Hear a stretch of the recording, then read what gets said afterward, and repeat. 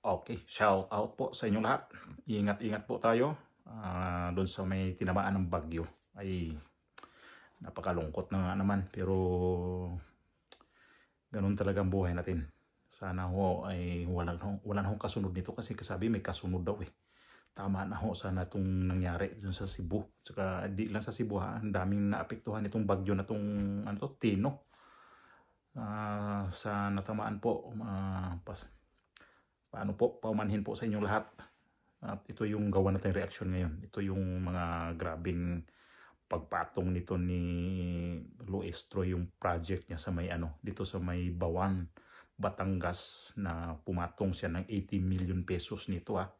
Itong project niyang yung catch eye ang tawag, yung nakalagay sa kalsada na mga umiilaw pag natamaan ng ilaw sa kotse. Umiilaw yan eh. Yan ang tinatawag ng catch eye.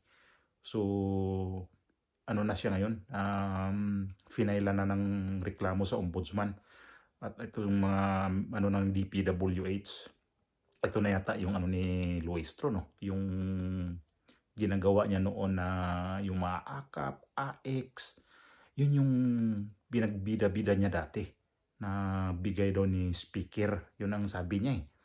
Merong yun ang sila doon, nagpunta sa kanyang distrito na grabe ang kanyang sinasamba talaga niya yung speaker ng si Martin Romualdez.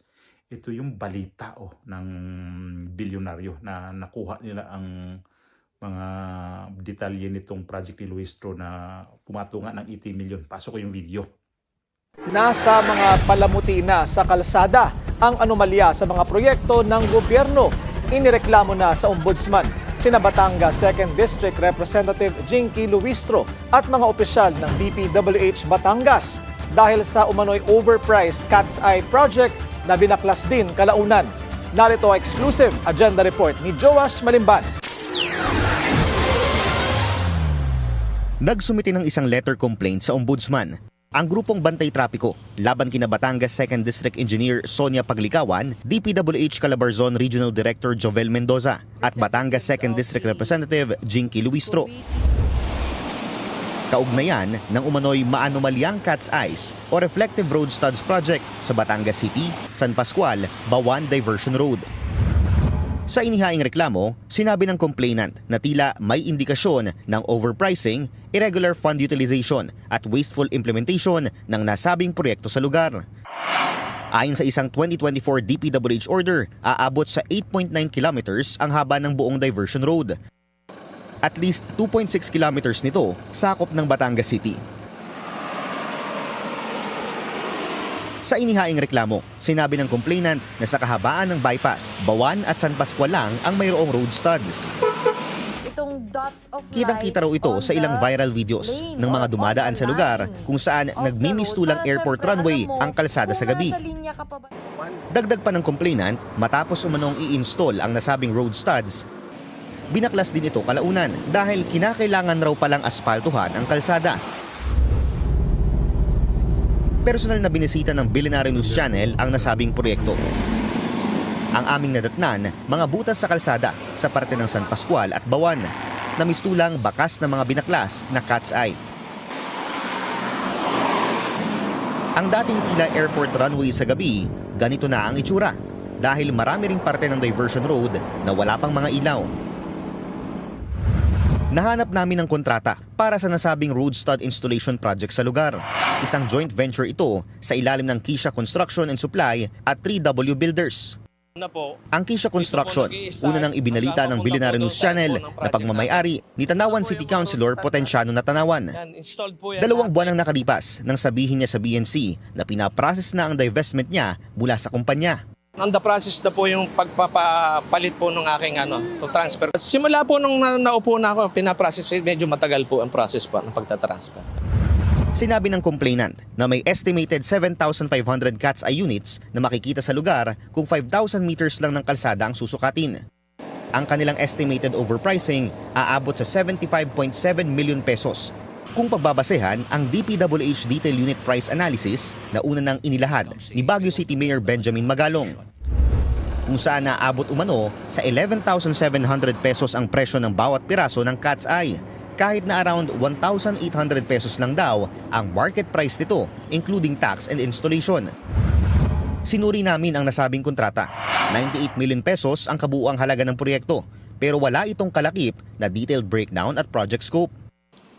Ayon sa DPWH 2nd District Engineering Office, tinatayang 6.3 kilometers o katumbas ng mahigit 6,000 meters ang sakop ng proyekto. Kung susundin ang market price na binanggit ni Mayor Magalong, mahigit 16 million pesos lang dapat ang presyo ng proyekto. Kung susumahin, tila pinatungan ang proyekto ng mahigit 80 million pesos para sa ilang libong road studs na binaklas lang din uli dahil hindi pa pala tapos ang construction. Dagdag pa ng complainant, rendered unusable na ang mga cat's eye upon removal. Pinuntahan namin ang DPWH 2nd District Engineering Office para kunin ang kanilang panig pero wala raw available na makipag-usap sa amin. Sinubukan din naming hingan ng pahayag si Congresswoman Luistro pero hindi pa ito sumasagot sa aming mga mensahe. Bukas ang Billionaire News Channel para sa panig ng mga respondent sa inihaing reklamo. Grabe.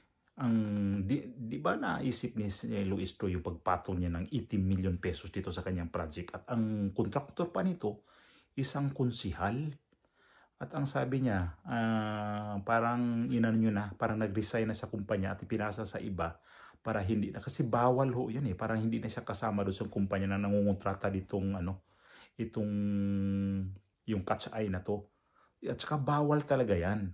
Ito kailan kaya ito maimbestigahan? Ito yung mga ni Magalong dati na may mga cat's eye nga daw na overpricing din ang nangyari.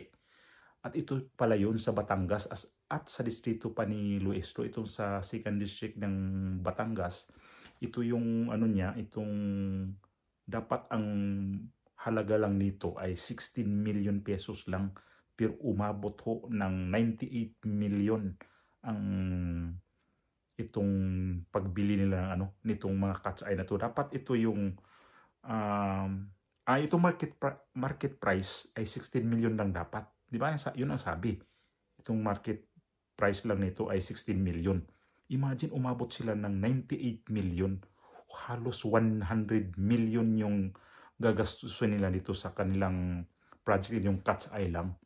Tapos ang masaklap pa noon, hindi pa sila na ay nakikita natin na tinanggal nila ulit yun kasi aspaltuhin yung kalsada na yun na kung saan nakalagay yung mga cat's eye na yun. So tinanggal ulit at namin butas-butas. Kaya ito si Luistro ngayon, ito na yung gaba ni VP Sara na grabe siya dito. At may utang pa to kay VP Sara daw na hindi nagbayad noong ipinanalo itong asawa niya sa kaso na ang kinuha na abogado. Ito yung opisina nila niyang asawa ni VP Sara, itong law firm sa Carpio.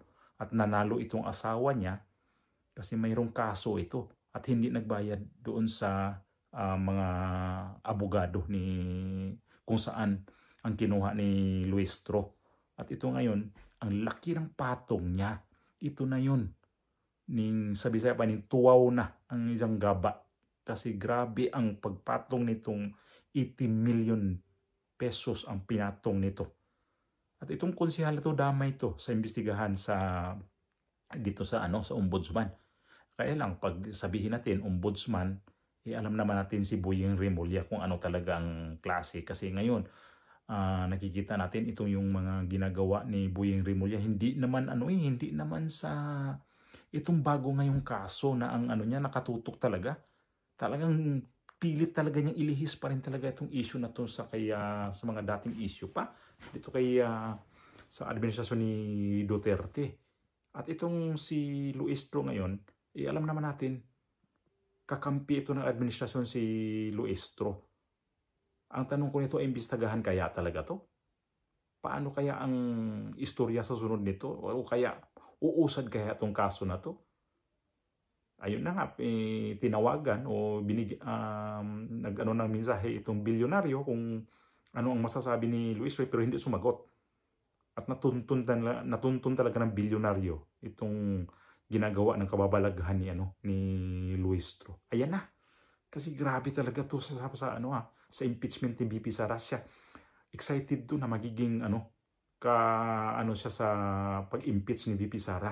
Hindi lang doon sa pumirma, ang kanyang ginagawa noon ay kasama siya doon sa mag-uusig kay VP Sara. At nanahimik na bigla ngayon to si Luistro. At ito na nga yung pamanahimik niya.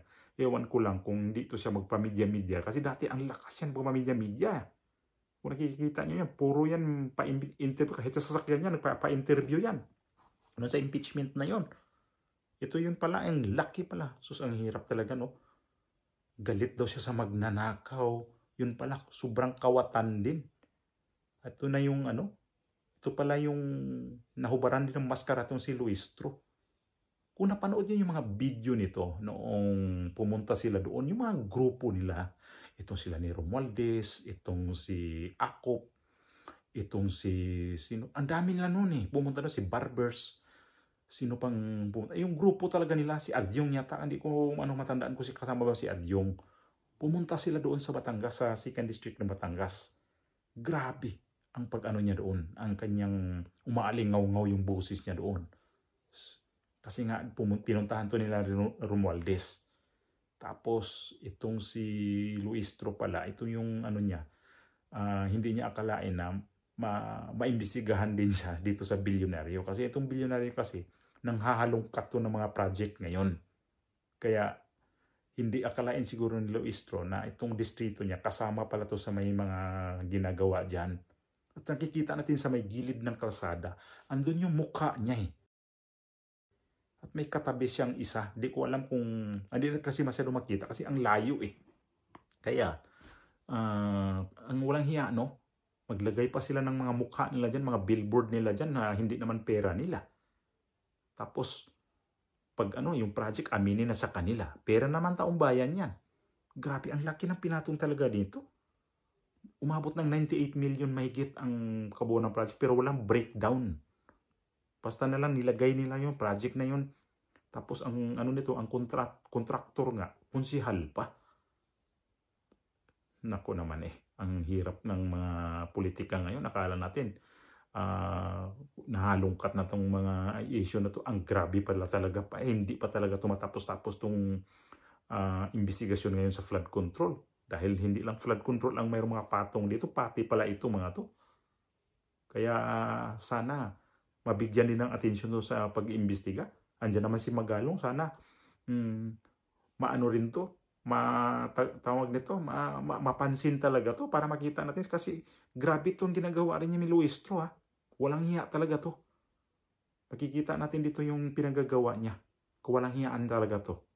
Promise talaga. Grabe. Naku naman. Ay Luistro ka naman. Yan na yung sana itong gaba na ang babalik na sa'yo. Kasi grabe ka naman talaga eh. So, sana maayos po ang maayos. Sana, paano to? Makulong to o kaya makasuhan na talaga tuluyan. Para, maano natin to? Makaganti man lang tayo dito sa kaso ni Luistro na grabe talaga to siya gumastos. Tapos, grabe harap-harapan to pag nanakaw ng pera. Grabe, kinurakot pa, kinagnakaw pa. Kawalang hiya naman talaga nitong babae na to. Tapos pag tumili pa naman to, parang isipin mo parang kulang na lang talaga yung pagkalandi nitong congresswoman na to. Matindi. Pag tumili to sa mga rally-rally nila noon, grabe talaga ito. Beatrix ang palayaw niya noon eh. Beatrix Luistro. Parang kulang na lang talaga siya maghamon kay Romualdez. Ayun pala. Kasip-sip nito kay Romualdez. Ito pala yon ang ginawa niyang project. At ano pa yung masama niya? Tinanggal. At saan naman nadalhin yun? Ibalik kaya nila yun doon? Kung hindi siguro nag-viral yun na may dumaan dyan sa gabi, baka hindi pa masilip tong yung project nito ni Luistro. Ang tindi mo, Luistro, ang kapal na mukha mo. Sana yung gaba nito tuloy-tuloy na dadapo sa'yo.